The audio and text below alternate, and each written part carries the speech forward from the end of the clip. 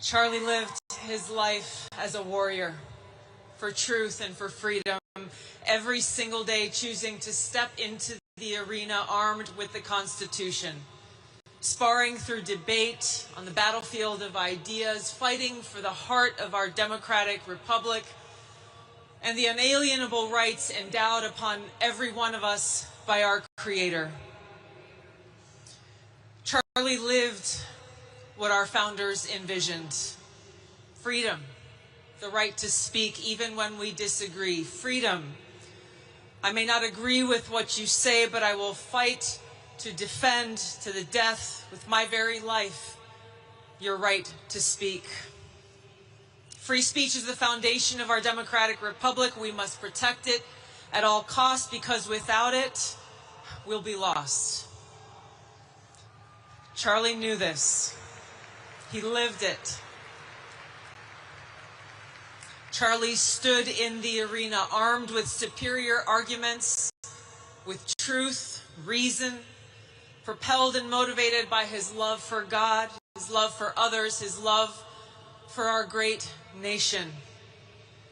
His words were his weapons.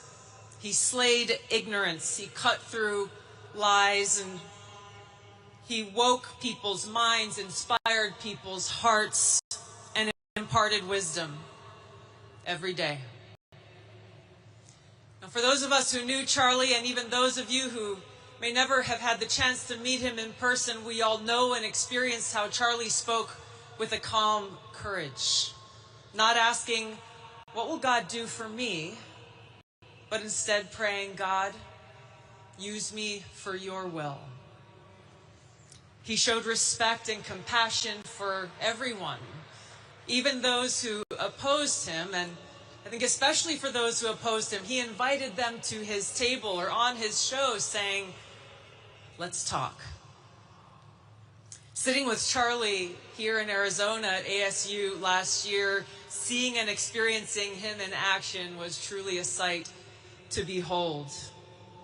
Because in Charlie, he sincerely wanted people to know the truth. Because it's the truth that sets us free. It is the truth that keeps us free.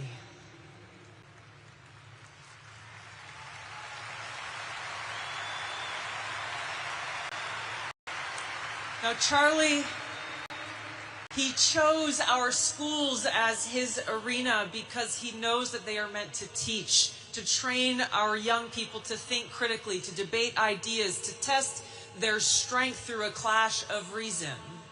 But too often, these schools silence debate, saying words are violence, and dissenting voices are hushed, and those who speak of God, those who speak the truth, simple objective truths like there are only two genders in these schools, they are told, "You have no voice."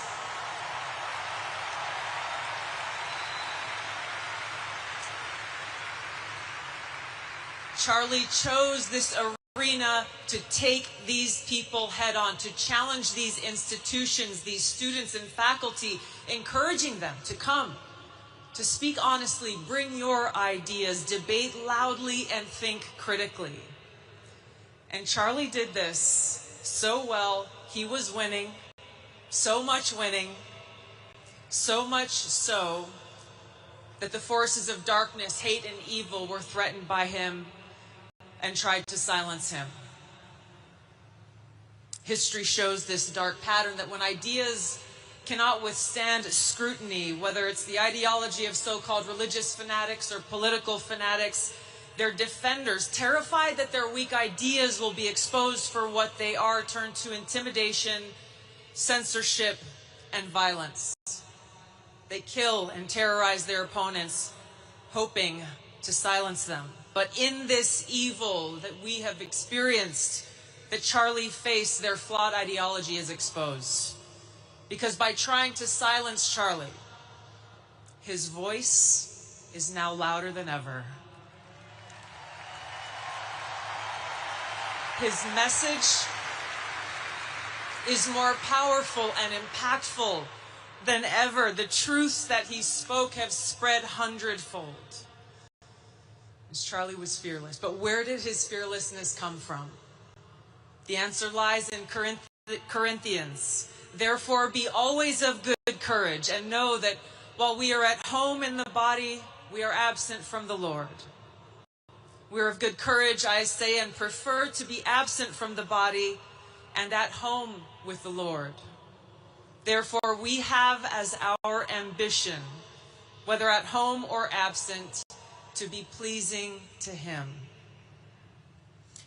So our call to action is now. Every one of us needs to be a warrior like Charlie, to take shelter in God, to draw strength and fearlessness from the Lord who sits within every one of our hearts, to stand together, continue the mission that Charlie dedicated his life to sharpen our weapons of truth, common sense, and reason, to train, to study, learn, and to speak, exercise our God-given right to speak, and carry that torch that shines brightly because of God's love. So right now, if you feel afraid or lost, confused, not sure exactly what to do, don't be. God says, don't be afraid. I am with you. I will strengthen you and help you. And He is with us. He sits within every one of our hearts, just waiting for us to choose Him. To say as Charlie did, God, use me for your will. To say, God, my life is yours. I am yours. My heart is yours. Let me serve you. Now is the time for us to step into the arena and to stand as warriors for freedom and truth and fight. May God bless you all. We love you, Charlie. May God bless this great nation. Thank you.